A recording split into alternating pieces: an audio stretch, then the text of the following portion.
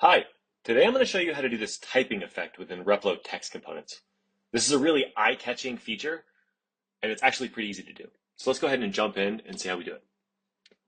Back in the Replo editor, you can see here I have my hero section, and then the main thing that we've done here is we have used JavaScript and what's called a data attribute on our text components.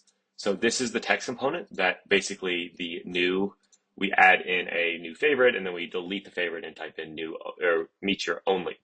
So the way that the JavaScript that we have added into the page knows how to actually manipulate this component is over here in the text component in config. We have this data attributes configuration. So this right here will actually add something to the HTML that we can then use JavaScript to actually select that thing and edit it. So that's the first part of this, is you have to use data attributes to make the little text component selectable. And then I just used ChatGPT to generate some JavaScript code for this. It took me a few goes, but ultimately it was very easy to do.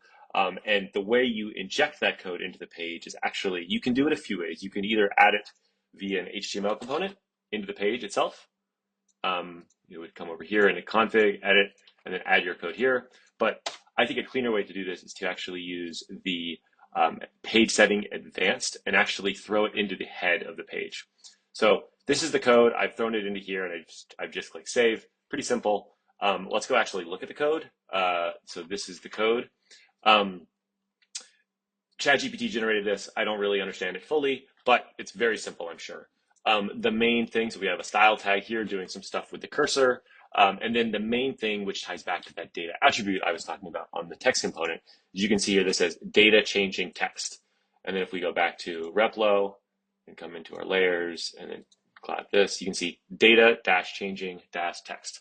So this is basically the query selector function in JavaScript to grab the div with this data attribute, and then we're grabbing the p tag within it.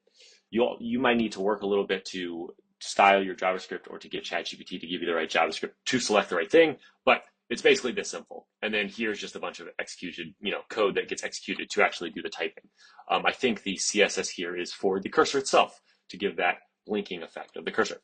So I've just taken that, and again, I've added it to advanced settings, save, and now if we refresh the page, you can see it goes new, favorite, and it deletes it, and then only. So just like that, we've added in this really cool typing effect to our page.